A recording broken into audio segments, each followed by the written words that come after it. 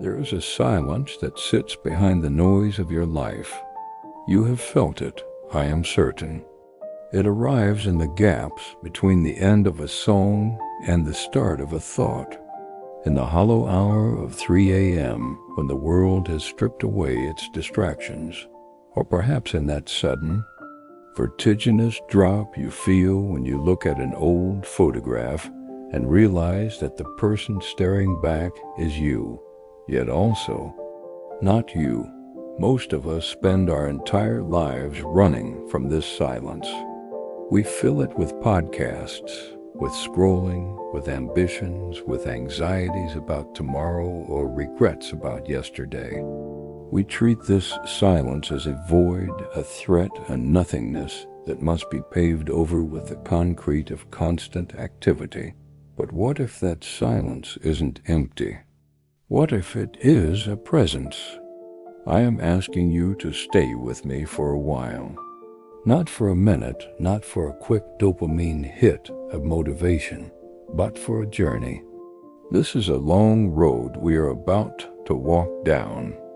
It has to be. You cannot dismantle a lifetime of fear in a soundbite. You cannot stare into the sun of your own mortality through a filtered lens. The ideas we are going to explore here require patience. They require you to slow your internal clock, to step out of the rushing river of content and onto the solid bank of contemplation. If you're looking for a quick fix or a list of 5 hacks to be more productive, this is not for you. This is for the part of you that is tired of the noise. The part of you that suspects in those quiet moments that you have been living your life with your eyes squeezed shut against the one truth that could actually set you free. I want to tell you about the time I stopped running. I want to tell you about the conversation I had when I finally turned around and faced the shadow that had been following me since the day I was born. I want to tell you what death taught me, not about dying, but about the terrifying, beautiful urgency of being alive. We live in an age of compression.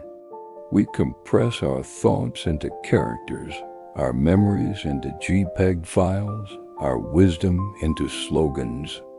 We have convinced ourselves that speed is a virtue and that anything which cannot be consumed in an instant is inefficient. But truth is not efficient.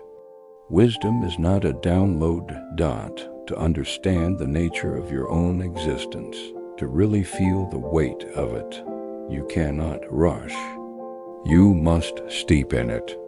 The ancient Greeks had 2 words for time: chronos, the ticking clock, the relentless march of seconds that pushes us toward the grave, and kairos, the qualitative measure of time, the depth of the moment, the time that stands still when you are in love or in awe or in deep grief. This narrative is an invitation to step out of chronos and into kairos. We need this length because the defenses your ego has built against the topic of death are tall and thick. They are fortified by years of cultural conditioning that tells you death is a failure, a medical error, a distant tragedy that happens to other people. To breach those walls, we cannot use a battering ram. We must use water. We must let the ideas seep in, slowly, finding the cracks in your armor, filling the spaces until the weight of the truth becomes undeniable. So, settle in. Put away the distractions. Let us begin the conversation. The official story of death, the one we are handed by our culture, is a story of avoidance. It goes like this: death is the opposite of life. It is the enemy. It is the grim reaper, the thief in the night, the cessation of all that is good and warm and conscious. We are taught to fight it, to delay it, to sanitize it. We hide our dying in sterile white rooms, surrounded by machines that beep and hum, masking the silence. We paint our faces to look younger. We obsess over legacy. We build monuments of stone and digital archives of data, all in a desperate attempt to say, I was here.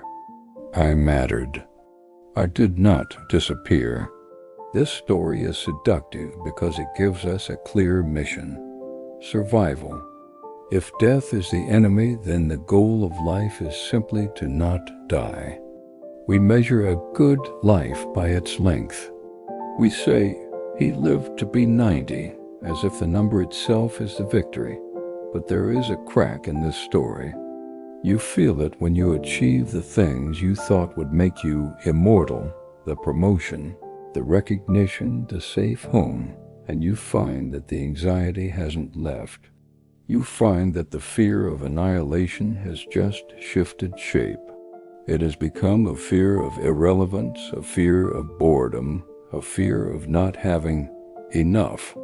The official story tells us that death is a future event. It is a point on the horizon, far away. It tells us that we are the living and the dead are the dead, and there is a vast ocean between us. But what if death isn't waiting for you at the end? What if it has been walking beside you the whole time? I didn't meet death in a hospital room. I didn't have a near-death experience in the traditional sense. No white lights, no tunnels. I met death on a Tuesday afternoon in the middle of a mundane life. I was sitting on a park bench, watching the wind move through the leaves of an oak tree. I was worrying about something trivial, an email I hadn't sent, a bill that was due. The noise of my own mind was deafening. And then, for no reason I can explain, the noise stopped. The mental chatter cut out. And in that silence I felt a presence. It wasn't a figure in a black cloak. It wasn't a skeleton with a scythe. It was simply a profound, undeniable sense of limit. It was the sudden, visceral realization that the wind moving through the leaves was a unique event that would never, ever happen again in exactly this way.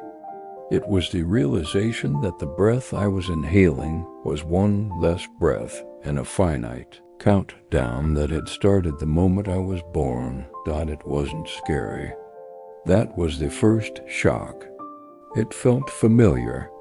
It felt like meeting an old friend I had ghosted for decades. I realized then that I could talk to this presence. Not out loud, that would be madness, but internally. I could interrogate this feeling of finitude. I could ask it what it wanted, and so I did. I asked, "Why are you here?" And the answer, not in words, but in a sudden clarity of understanding, was this: I am not here to take you. I am here to define you. This is the deeper mechanism, the philosophical pivot that changes everything. The German philosopher Martin Heidegger used a phrase, Sein-zum-Tode, or being towards death. It's a dense concept, but at its heart is a simple, piercing truth. Death is not an event that happens to you. It is a way of being. Think of a melody. A melody is beautiful not because it goes on forever, but because it has a structure. It has a beginning, a middle, and an end. If a musical note lasted for eternity, it wouldn't be music. It would be a tone, a drone, a noise. The beauty of the melody comes from the fact that each note dies to make room for the next. The meaning of the song is created by its container, by its limits. Heidegger argued that humans are unique because we are the only beings who know we are going to die. A dog doesn't worry about its legacy. A tree doesn't have an existential crisis about its leaves falling. But we do. We project ourselves into the future. When I sat on that bench, death explained this to me. It showed me that my anxiety wasn't a malfunction. It was a symptom of trying to be infinite in a finite world. The voice of this presence, let's call it the voice of finitude, was calm. It sounded like the Stoic philosopher Seneca, who thousands of years ago wrote, "It is not that we have a short time to live, but that we waste a lot of it." "You act like mortals in all that you fear," the voice said to me, "and like immortals in all that you desire. Consider that. How much of your life do you spend waiting? Waiting for the weekend, waiting for the vacation, waiting for retirement, waiting for the real life to begin. You treat time as if it is a cheap, abundant resource. You kill time. You waste time.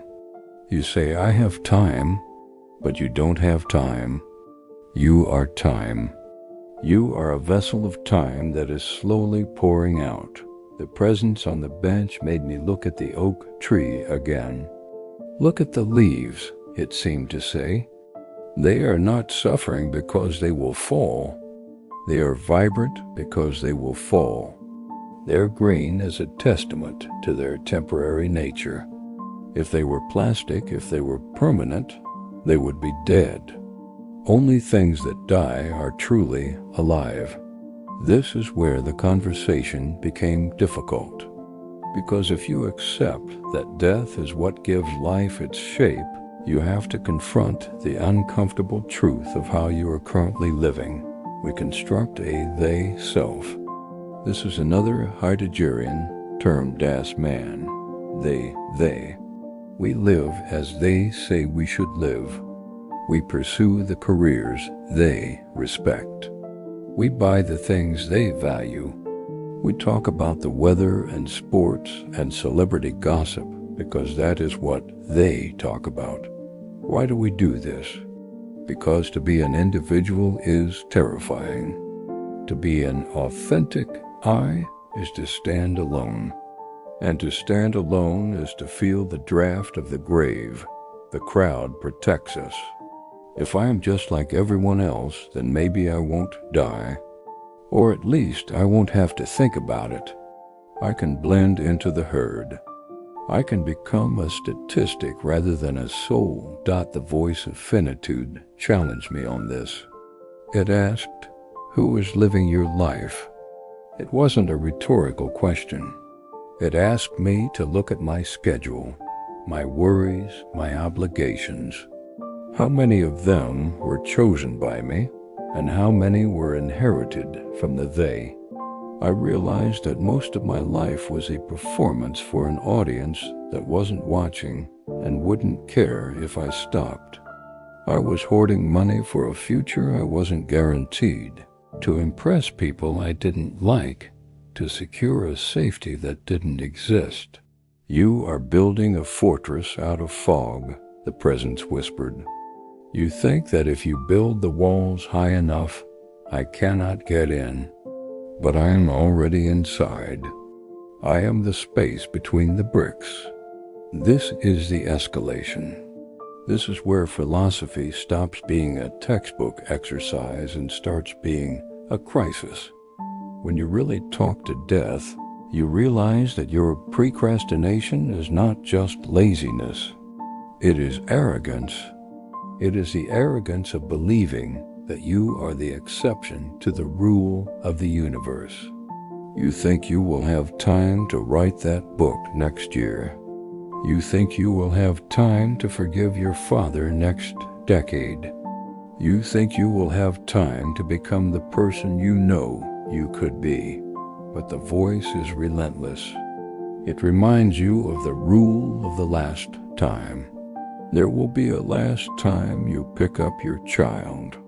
There will be a last time you swim in the ocean. There will be a last time you eat your favorite meal. And the terrifying, beautiful trick of the universe is that you almost never know when that last time is. You might have already had the last meaningful conversation with your best friend. You might have already seen your favorite place for the last time. If you truly knew that this was the last time, how would you attend to it? Would you be checking your phone? Would you be worrying about your waistline? Or would you be fully, radically, painfully present? The consequences of ignoring this voice are everywhere. Look at our world. We see a society obsessed with youth, terrified of aging, addicted to distraction. We see institutions built on the promise of infinite growth in a finite world. We see a collective neurosis, a low-level hum of panic that vibrates through our cities. We consume the planet because we cannot bear to face our own emptiness. We start wars to etch our names into history because we are terrified of being forgotten. We treat other people as objects, as means to an end, because to acknowledge their deep, fragile humanity would be to acknowledge our own. The denial of death is the root of so much of our cruelty. When we deny death, we become rigid. We hold on to our views, our identities, our possessions with a death grip, pun intended. We cannot let go. We cannot forgive. We cannot change. But the conversation on the bench offered a different path. Softness, the voice suggested. Fluidity. In the Buddhist tradition, there is a practice called Sati mindfulness of death. Monks would meditate in charnel grounds, sitting among decaying corpses. This sounds morbid to the modern mind, a kind of psychological torture. But the intent was the opposite. It was liberation. By watching the body break down swollen, blue, festering, skeletal, the monk learns to loosen the knot of attachment. They learn that I am not this body. I am not this status. I am not this story. When you talk to death, you learn the art of the mini-death. Every moment is a death. The you that started listening to this video is gone, dead. The cells in your body have changed. The thoughts you had 5 minutes ago have vanished. You are a river, not a stone. If you can practice these little deaths, the death of a grudge, the death of an expectation, the death of a false self-image, then the big death at the end becomes less terrifying. It becomes just one more transition in a life made of transitions. We are reaching the point of the pivot now, the moment where the weight of this realization cracks the floorboards. I asked the presence, if everything ends, what is the point? If I build a house and it falls, if I write a song and it is forgotten, if I love a person and they die, isn't it all just suffering? This is the nihilistic trap. This is the dark valley many of us fall into when we first peek behind the curtain. If nothing lasts, nothing matters. But the presence laughed, a sound like wind through dry grass. You have it backward, it said. If it lasted forever, then it wouldn't matter. Imagine a game that never ends. No clock, no score, no stakes. Would you play it with passion? Would you care? No, you would be bored. The stakes are what make the game playable. Meaning, the voice said, is a byproduct of scarcity. Gold is valuable because it is rare. Water is valuable in the desert because it is scarce. Your life is the most valuable thing in the universe precisely because there is so little of it. And then the mini-climax, the moment the lantern swung around and illuminated the room. The presence asked me to look at my hand, to really look at it. The skin, the veins, the scars. This is borrowed, it said. The atoms in this hand were forged in the hearts of dying stars. They drifted through space for eons. They became dirt, they became plants, they became dinosaurs, they became rain. For a brief, flickering moment, they have arranged themselves into the shape of you. They have accepted the command of your consciousness. They allow you to touch, to feel, to hold. But they do not belong to you. You are renting them. And the lease is short. I looked at my hand, and I didn't feel fear. I felt gratitude. A crushing, overwhelming wave of gratitude. I realized that existence is not a right. It is an impossible statistical miracle. The odds of me being here, conscious, able to ask these questions, are infinitesimally small. I am a ghost lucky enough to have a skeleton for a few decades. You are still here. You are still listening. That means you are brave enough for the final turn.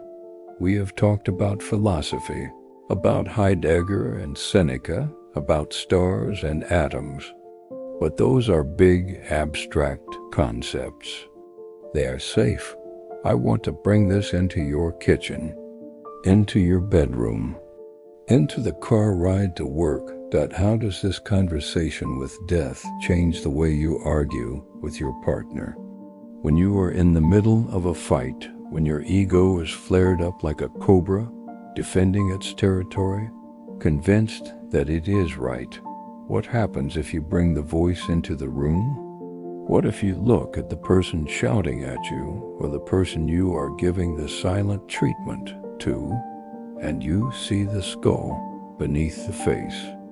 Not in a horror movie way, but in a way that reveals their fragility. You realize this person is going to die. I am going to die. This anger I feel, where will it be in 100 years? Where will it be in 10 years? It dissolves. The petty grievances that consume our days, the traffic, the rude comment, the spilled coffee, they evaporate when touched by the scale of death. This is not to say that nothing matters. It is to say that only the important things matter, and what remains when the nonsense is burned away. Love, connection, presence. The lessons death taught me are not new. They are the oldest cliches in the book. Live every day like it's your last. Tell them you love them. But there is a difference between reading a cliché and becoming the truth of it. A cliché is a truth that has lost its emotional charge through repetition. The conversation with death recharges the truth. It plugs the wire back into the socket. Suddenly, I love you is not a habit. It is a plea. It is a defiance against the void.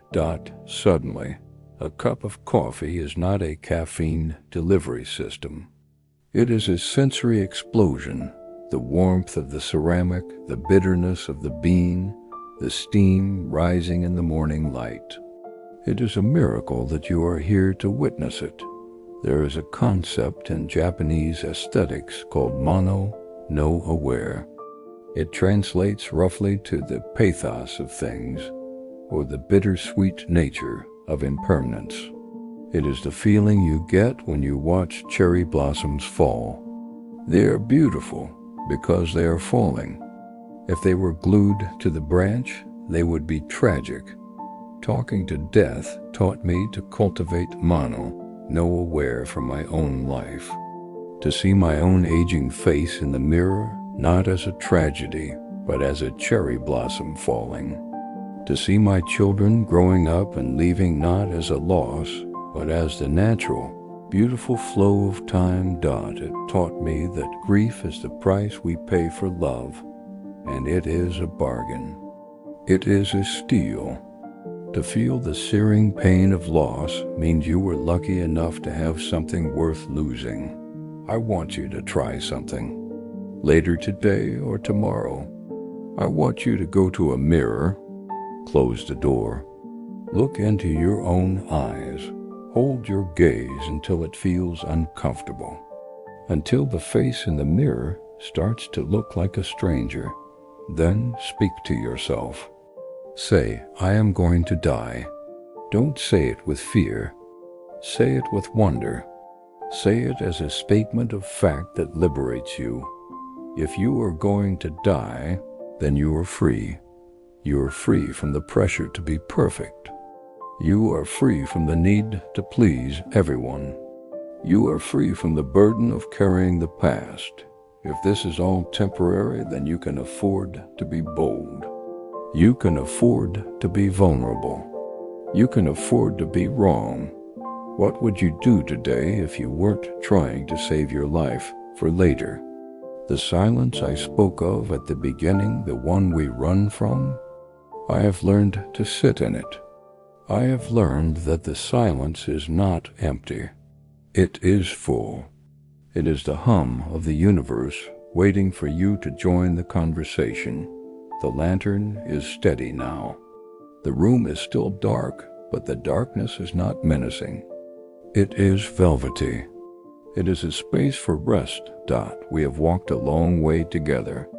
We have dismantled the official story. We have looked at the mechanism of anxiety. We have touched the texture of impermanence. You do not need to be fixed. You do not need to become a superhero. You just need to wake up to the reality of where you are. You are on a bridge.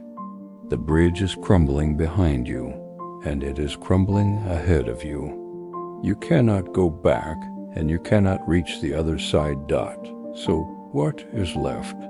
To look down at the water, to watch the light dance on the waves, to hold the hand of the traveler next to you, to sing a song into the wind, knowing it will be carried away. To be here, fully, brokenly, magnificently here. The conversation with death is not a one-time event.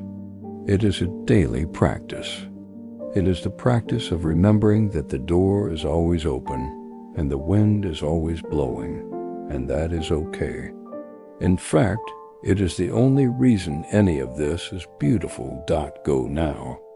The clock is ticking, but the moment is fast. Fill it.